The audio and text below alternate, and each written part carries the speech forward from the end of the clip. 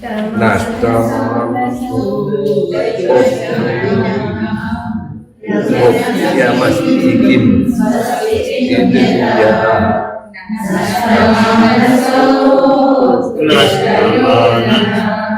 తప్పి ఎవరి శృతిలో వాడు పాడుకుంటున్నాడు. సగం మంది నిద్రపోతున్నారు, సగం మంది ఏమో ఎవరి శృతిలో వాడు పాడుకుంటున్నారు. సరిగ్గా పాడు.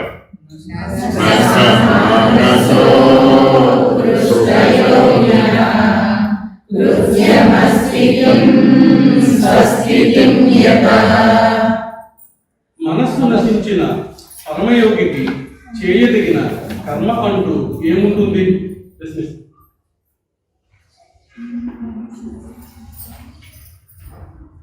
ఏమీ ఉండదని భావం. ఎక్కడైనా ప్రశ్నగా వదిలిపెట్టాడంటే అర్థం ఏంటి? ఏమీ ఉండదని భావం. ఉత్కృష్టమైన యోగి ఎవరు అనే ప్రశ్న అడుగుతున్నట్టు. అందరూ యోగులే. మంత్రయోగం, లయయోగం, హఠయోగం, రాజయోగం, ఎన్నో యోగాలు. భారతదేశంలో అన్ని యోగాలే. రసయోగం, రససిద్ధి కూడా రసయోగమే. మనం కూడా రోజు యోగాన్ని అనుభవిస్తున్నావా లేదా? అనుభవిస్తున్నాం. దేంతో అనుభవిస్తున్నాం? విషయాలతో. అనుభవించేటప్పటికి ఏమైంది? యోగం కాస్త భోగమైంది. అర్థమైనా? జాగరూకుడమై నువ్వేం చేయాలి? ఇప్పుడు ఉత్కృష్టమైనటువంటి, ఉత్తమమైనటువంటి, పరమమైనటువంటి యోగాన్ని సాధించాలి. సాధించాలి అంటే మనసు లయించాలి. మనసు లయించాలి అంటే వాసనాక్షయం అవ్వాలి. వాసనాక్షయం అవ్వాలి అంటే ఇంకాకేం సాధన చెప్పారు? ఇప్పుడు శ్వాసతో సమంగా జపం చేయాలి. సరే, చేశాడండి. చేస్తే మనసు నశించిపోతుందా? నశించిపోదు. ఏం జరగాలి? ఆత్మ సాక్షాత్కార జ్ఞానం కల. వాసనాక్షయం అయితే 99 మార్కులు వస్తాయి. వాసనాక్షయం అయితే 99 మార్కులు వస్తాయి. కానీ మనసు నశించాలంటే 100 మార్కులు రావాలి. ఆ వగిలో 1 మార్కు ఎవరయ్యారు? ఈశ్వరుడు, గురువు గారు. ఈశ్వరుడుగా ఉన్న గురువు గారు కానీ, గురువు గారుగా ఉన్న ఈశ్వరుడు కానీ, ఆయన యొక్క చేరిక చేత మీకు ఒక అవకాశం వస్తుంది. ఏమిటది? మనసు శాశ్వతముగా నశించిపోతుంది. మనసు అంటే ఏమిటంటే, ఇంతకీ నశించిపోయిన మనసు అంటున్నాడు కదా. ఇక్కడ మనసు అంటే ఏంటి? సాపేక్షము, నిరపేక్షం. సాపేక్షం అంతా కూడా ఏమైపోతుంది? నిరపేక్షం అయిపోతుంది. అప్పుడు మనసు నశించిపోతుంది. నిరపేక్షంగా ఉన్నప్పుడు మనసు ఉండదండి, కేవలం చైతన్యం మాత్రమే ఉంటుంది. సాపేక్షంగా ఉన్నప్పుడు మాత్రమే మనసు మిగిలి ఉంటుంది. సంకల్ప వికల్పాలు సాపేక్షంలోనే ఉంటాయి కానీ నిరపేక్షంలో ఉండవు. కాబట్టి సాధకుడైన వాడు, యోగి అయిన వాడు ఎప్పుడు ఎలా జీవించాలి? నిరపేక్షం. సాపేక్షం అంటే ఒక ఉపమానం చెప్పండి.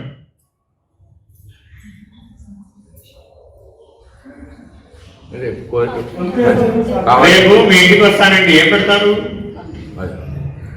రేపు మీ ఇంటికి వస్తాను, ఏం పెడతారు? సాపేక్షమా, నిరపేక్షమా? రేపు మీరు మా ఇంటికి వస్తారుగా, ఏం తెస్తారు? అదే, ఇదే సాపేక్షం అంటే. అక్కడ వాసనా బలాన్ని తెచ్చుకున్నాడు.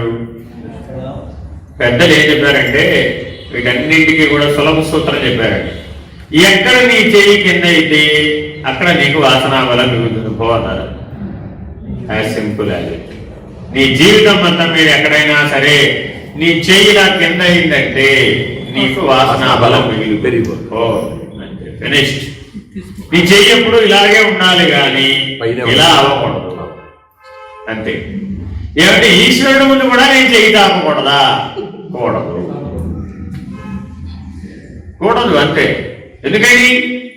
చెయ్యి తాపానుకో ఆయన ఇస్తాడు, సందేహం లేదు. కానీ నువ్వే మిగిలిపోదు, నీకే నష్టం. అర్థమైందండి? ఆయన గరళకంఠుడు కదా, కాబట్టి నీకు కూడా ఏమిస్తాడు? కాస్త విషం పట్టుకోమని ఇస్తాడు. ఆయన దగ్గర ఏముందండి? విషధరమైనటువంటి నాగులు ఉన్నాయి, ఒంటి నిండా విషమే ఉంది, గరళకంఠుడు కాబట్టి. కాబట్టి నువ్వు అడిగితే ఏమిస్తాడు?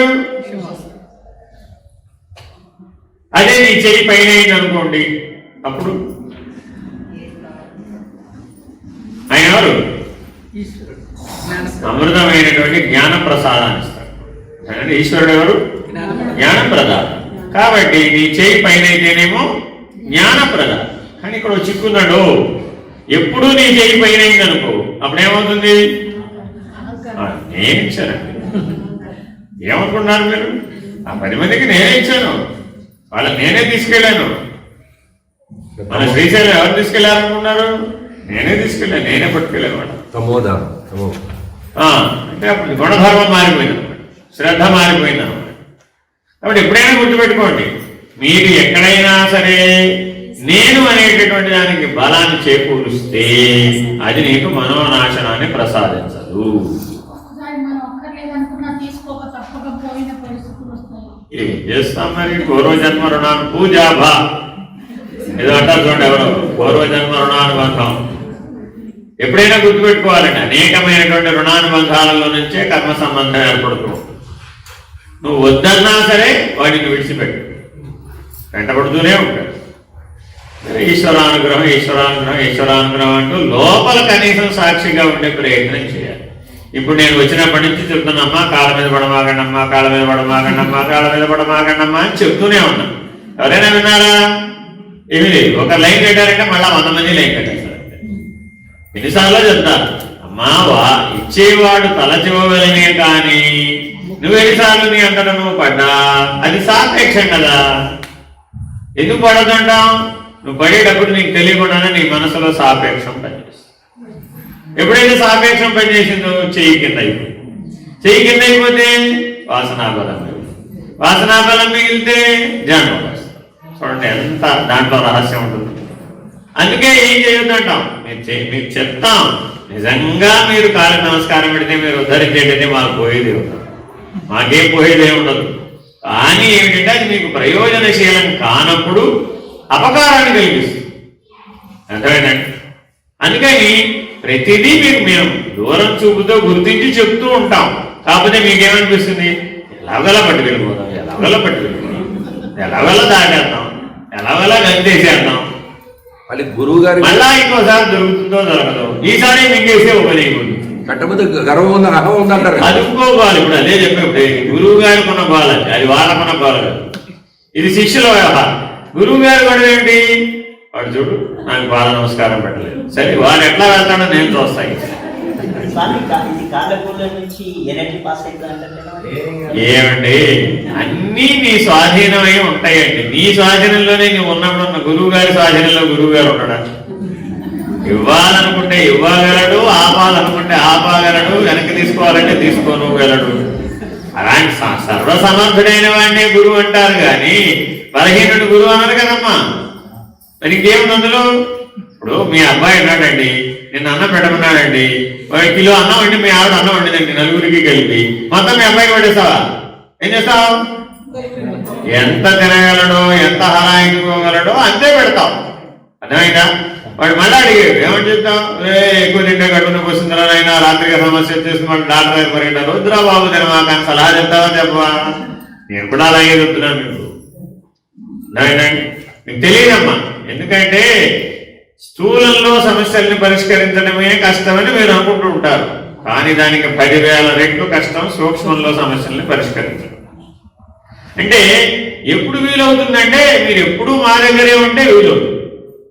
కానీ మీరు ఎప్పుడు మా దగ్గర ఉండరు కదా, వెళ్ళిపోతారు కదా, మీ జీవితాలు మీరు జీవిస్తారు కదా. అప్పుడు మీకు తెలియకుండానే మీలో ఉన్నటువంటి శక్తి, మీ ప్రకృతిలో ఉన్నటువంటి మీ జీవితంలో ఉన్నటువంటి అనేక రకాలైన వాసనామయమైన రుణాలను ప్రేరేపించి కొత్త రకమైనటువంటి సంస్కారాలని సమస్యల్ని తెచ్చిపెట్టు ఉన్నారు. ఇక్కడ మన దగ్గర 3 మంది ఉన్నారు, నాకు తెలిసిన వాళ్ళంతా. వాళ్ళని ఆ సమస్యలు వాడు పరిష్కరించుకోలేదు. మళ్ళా ఎవడో అలాంటి వాడు రావాలి, మళ్ళా వాడిని వెతుకుతూ ఉంటాం. వాడిని వెతుక్కుంటూ పోయేటప్పటికి వాడు వేరే స్థితిలో ఉన్నాడు అనుకోండి, మళ్ళా ఇంకా కొత్త సమస్యలు వచ్చేస్తాయి. ఇప్పుడు సమస్య పెరిగిందా తగ్గిందా? అందుకని ఎప్పుడూ కూడా ఏ పని చేసినా నువ్వు స్థూల శరీరంలో చిక్కుకోకూడదు, సూక్ష్మ శరీరంలో చిక్కుకోకూడదు, కారణ శరీరంలో కూడా చిక్కుకోకూడదు. ఎప్పుడు మహాకారణ స్థితిలో మేలుకొనేటట్టుగా ఉండాలి. అందుకని జ్ఞానపూర్వకమైన కర్మాచరణే అయి ఉండాలి కానీ సాపేక్షమైనటువంటి వాసనా బలాన్ని, సంస్కార బలాన్ని పెంచేటటువంటి కర్మాచరణ ఉండకూడదు. ఎప్పుడు ఇది గుర్తుపెట్టుకోవాలి. మీరు దానం ఇవ్వండి, దానం పుచ్చుకోండి, కానీ అది ఎటువంటి కర్మాచరణ అయి ఉండాలి? జ్ఞానపూర్వక కర్మాచరణ ఉండాలి. కార్తీక మాసంలో ఏ దానం విశేషం? ఏ దానం విశేషం? అయిపోయింది. అదే మీకు తెలుసు, దీపదానం వెంటనే ఆన్సర్ అంటారు. మన దగ్గర రెడీమేడ్ ఆన్సర్ మైండ్ లో రెడీగా ఉంటుంది. అంటే జ్యోతిర్మయమైనటువంటి స్థితి. ఈ ప్రపంచంలో ఎప్పుడైనా గుర్తుపెట్టుకోండి, ఏది ఉత్తమమైన సహాయం? జ్ఞానమే. జ్ఞానపూర్వక, ఇందాకనే చెప్తున్నా, జ్ఞానపూర్వకమైన కర్మాచరణ. నువ్వు దానమే చేయి, ధర్మమే చేయి, అది ఎటువంటి అయి ఉండాలి? జ్ఞానపూర్వకమై ఉండాలి, స్వరూప జ్ఞానాన్ని మేల్కొలిపేదే ఉండాలి. అప్పుడు ఏమైపోయావు? నువ్వు ఉద్ధరించబడ్డావు. ఎవరైతే దాంతో సంబంధపడ్డారో వాడు కూడా ఉద్ధరించబడ్డారు. కాబట్టి మానవ జీవితంలో సాపేక్షంగా ఉండాలా, నిరపేక్షంగా ఉండాలా? నిరపేక్షంగా ఉండాలి. ఏమిటోనండి, మా మామగారు నాకు పండగ వచ్చినా కూడా చేరబడ్డాయి. దేవాలయం మీద పెద్ద బోర్డు ఉంటుంది కదా గురువు, ఈ విగ్రహ దాత. ఇప్పుడే చెప్పాను ఇందాక మీకు వచ్చేటప్పుడు, అట్టగానండి సింహద్వారం మీద కింద మనం దాటేటప్పుడు కింద ఆయన పేరు చెక్కింది చూడండి, బ్రహ్మానంద రాయలు గారు మండపం. మండపం అక్కడ ముందు రాసి చూడండి, శాశ్వతంగా దానికి చెక్కేశారు దాని పేరు. అంటే దాని అర్థం ఏంటి? వచ్చేవాడు వెళ్ళేవాడు ప్రతివాడు కూడా బ్రహ్మానంద రాయలు వరాలి స్మరించాల. సాపేక్షమైన నిరపేక్షమా? సాపేక్షం. ఈయన అనంతమైన బ్రహ్మాండ సృష్టి చేసిన ఈశ్వరుడు ఆయన ఆనవారు ఎక్కడన్నా మిగిలిచడా? సృష్టి ఏమో నిరపేక్షంగా జరిగింది, కానీ మనం చేసే కర్మలన్నీ ఎలా చేస్తున్నాం? సాపేక్షంగా. అందువలన మనం వాసనామయమైన దేహాన్ని బలపడేటట్టు చేస్తున్నాము. జాగ్రత్తగా దాని నుంచి విడిపించుకోవాలి. విడిపించుకోవాలి అంటే నువ్వు పరమయోగి అనేటటువంటి లక్ష్యాన్ని సేకరించాలి. వాసనాక్షయ మనోనాశములను సాధించినటువంటి వాడు పరమయోగి. ఇటువంటి వాసనాక్షయ మనోనాశములను సాధించినటువంటి వాడికి చేయదగిన కర్మ అంటూ ఏది ఉండదు. అంటే కర్మ ఎన్ని రకాలు? నిత్య, నైమిత్తిక, విశేష. ఎన్ని కర్మలండి? నిత్య, నైమిత్తిక, విశేష, నిషిద్ధ. నాలుగోది అర్థమైందండి. నిత్య, నైమిత్తిక, విశేష, నిషిద్ధ కర్మలని 4 కర్మలు అన్నమాట. నిషిద్ధ కర్మ అంటే ఏంటి? చేయకూడదు. శ్రీశైలం వచ్చి 5 స్టార్ హోటల్ అక్కడ ఉందని వెతకడం. శ్రీశైలంలో 5 స్టార్ హోటల్ ఉండదు. ఏం చెప్తారు అప్పుడు? ఆయన కారు వేసుకుని మార్కాపురం వెళ్ళు, లేదంటే హైదరాబాద్ సిన్నిపేట వెళ్ళు, నీకేదో చెప్తున్నాడు. ఇప్పుడు శ్రీశైలం నుంచి 5 స్టార్ హోటల్తో నీకేం పని? అవసరం లేదు కదా. ఆ అవసరం లేదన్న వాటి జోలికి వెళ్ళడం నిషిద్ధంగా.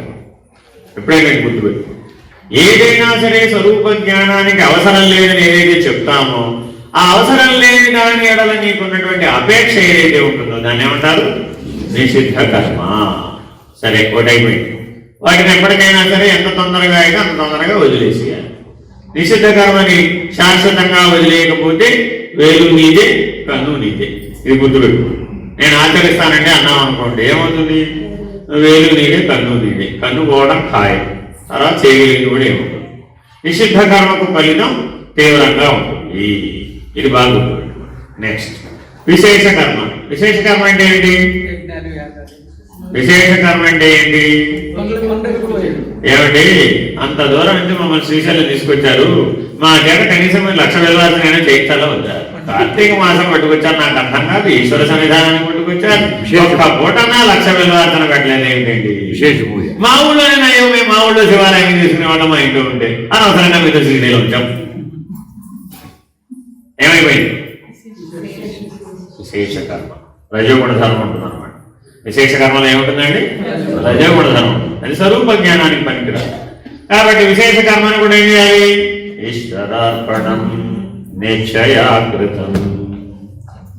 ఇది ఈశ్వరీయమైనటువంటి జ్ఞానానికి పనికిరాదని ఛేదించాలి. ఇంతకీ కోటి బిల్వార్చన పెట్టరా, లేకపోతే కోటి దీపాలు వెలిగించడం పెట్టరా? ఇప్పుడు జరుగుతుంది కదా హైదరాబాద్ లో కోటి దీపోత్సవం, అవునా కదా? అందులో అంతా ఏముంటుందండి? విశేషం. కోటి దీపోత్సవంలో ఏం కనబడుతుందంట? విశేషం. ఎందుకని? అక్కడ పెట్టిన విగ్రహాలన్నీ కూడా చర విగ్రహాలు. అవి స్థిర విగ్రహాలు కాబట్టి అన్ని చర విగ్రహాలు. వాటికి చర విగ్రహాలకి వాస్తవంగా శక్తి లేదని వాళ్ళకి తెలుసు. అందుకని ఏం చేస్తున్నారు? దాన్ని మేనేజ్ చేయడానికి ఒక్కొక్క దేవస్థానం నుంచి ఉత్సవ విగ్రహాలను తీసుకొచ్చి అక్కడ కళ్యాణం జరిపిస్తున్నారు.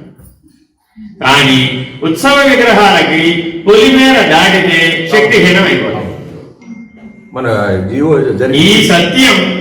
ఈ సత్యం ఆ వేదిక మీద కూర్చున్నటువంటి స్వామీజీలు అందరికీ తెలుసు. టీటీడీలో జరిగింది గురించి.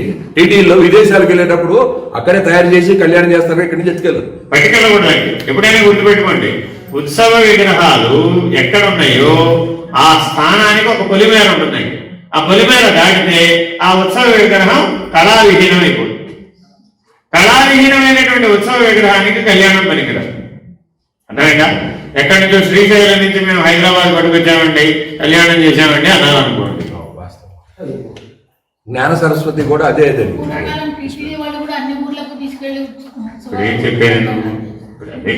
చెప్పాను ఇవన్నీ దేని కిందకు వచ్చేసి ఇప్పుడు విశేష కర్మ రజోగుణం. అర్థమైందండి?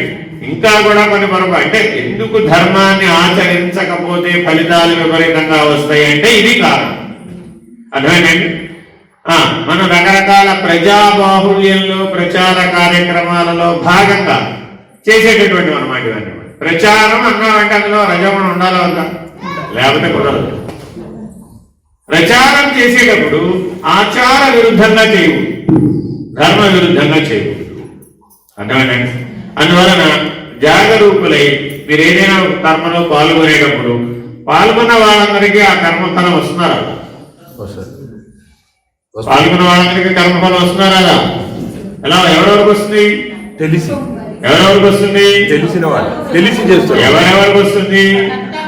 కర్త, కారయిత, ప్రేరకశ్చ, అనుమోదకశ్చ. అర్థమైందండి? అక్కడ ఆ ఘట్టంలో జరగబడినటువంటి ఫలం ఏదైనా ఉంటే అక్కడ అందులో పాల్గొన్నటువంటి కర్త, కారయిత, ప్రేరకశ్చ, అనుమోదకశ్చ నలుగురికి కూడా భాగం పంచదు. కర్మ ఫలాన్ని తప్పించడానికి వీలుగా అది సృష్టి ధర్మం. సరే, శ్రీరామనామ కళ్యాణం పొలిమేర దాటదు. ఉత్సవ విగ్రహాలు ఎప్పుడు కూడా పొలిమేర దాటవు. కేవలం ఊరెదిగింపుకి పొలిమేర లోపలే ఆ 4 పదాలే తిప్పి చూపిస్తారు.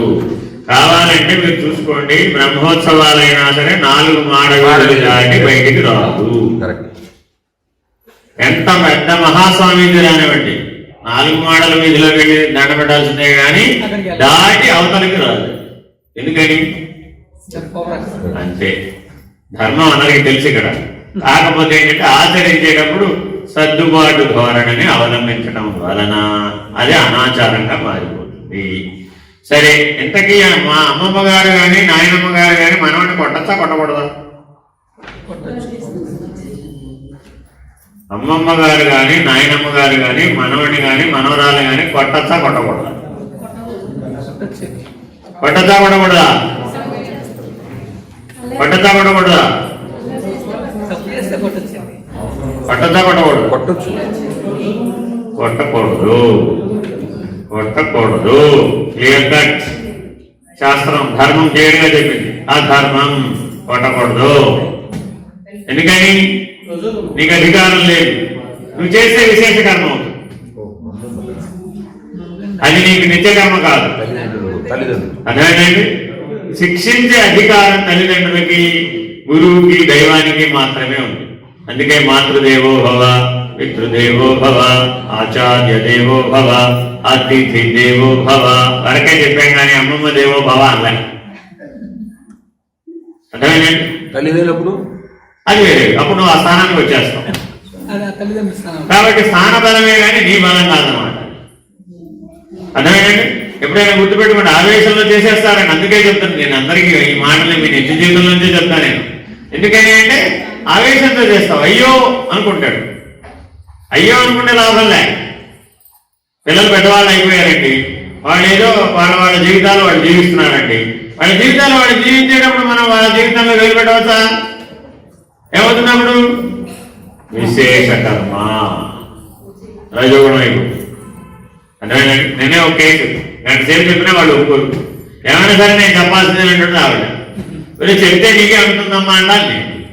ఒక పక్క ఆవిడే చెప్తుంది, నా మనసు స్థిమితం పోయిందండి, 4 రోజుల నుంచి నా నిద్ర పోయిందండి, నా భద్రం కూడా పోయిందండి, చివరికి భయం వచ్చేసిందండి. ఎందుకమ్మా అంత దూరం వెళ్ళాలి? ఆ విశేష కర్మ ఎందుకు చేయాలి? చేయకుండా ఉండొచ్చు కదా. చేయకుండా ఉండాలి. ఏమైంది ఇప్పుడు? బలహీనత. గుర్తుపెట్టుకోండి, మీ బలహీనతలన్నీ విశేష కర్మలలో నుంచి పుడతాయి. ఏదైనా సరే మీ జీవితంలో మీకు బలహీనత అంటూ ఒకటి ఉందంటే, ఏదైనా ఒకటి మీకు బాధాకారకమై ఉందంటే అది మీ విశేష కర్మలో నుంచే పుడుతుంది. Very very important. శ్రీనివాస్ గారు ఏమనుకున్నారంటే, ఇంతమంది కన్నం పెడుతున్నాను కదా, ఒకేసారి నేను 1,00,000 మందికి అన్నం పెట్టే రోజు చూస్తే ఎంత బాగుంది. అది మళ్ళీ ఇది విశేషమైంది. మనం ఈశ్వరానుగ్రహం మేరకు రోజు 10 మందికి అన్నం పెడుతున్నాడు కదా, సంతోషపడొచ్చు కదా. 10 మందికి పెట్టినా అదే ఫలం, 1,00,000 మందికి పెట్టినా అదే ఫలం. కానీ ఈయన ఆశ ఎక్కడికి వెళ్ళిపోయింది? 1,00,000 మందికి అన్నం పెడితే బాగు. ఏమైపోయినప్పుడు విశేషం సత్కర్మే. గుర్తుపెట్టుకోండి, అది సత్కర్మ కాకపోలా, కానీ సత్కర్మ కాస్త విశేష కర్మగా మారేటప్పటికీ గుణం మారిపోయింది. రజోగుణ కర్మ అయిపోయింది, రాజసిక కర్మ అయిపోయింది. రాజసిక కర్మకి ఏం బలపడుతుంది? అహంకారం. నేనే పెట్టాను అయితే నన్ను అనుకోగలిగిన అహంకారం బలపడిపోతుంది. ఇట్లా ప్రతిదీ జాగరూకులై జ్ఞానపూర్వకమైన కర్మాచరణ చేయాలే గాని దాంట్లో గనక విశేష కర్మగా గనక చేసావు అంటే తప్పనిసరిగా అది నీకు బంధ కారణం అవుతుంది. ఎలా బంధ కారణం అవుతుంది? వాసనా బలాన్ని మిగులుస్తుంది, మనస్సుని వినాశనం చెందనివ్వదు. మన లక్ష్యం ఏమిప్పుడు? పరమయోగి అవ్వాలి అంటే ఏం కావాలి? వాసనాక్షయం అవ్వాలి, మనసు వినాశనం చెందాలి. లయం చెందితే రావాలి. లయం చెందితే ఏమైందండి? మళ్ళా పుట్టుకొచ్చేస్తుంది. అది పోలండి. అర్థమైందండి. తర్వాత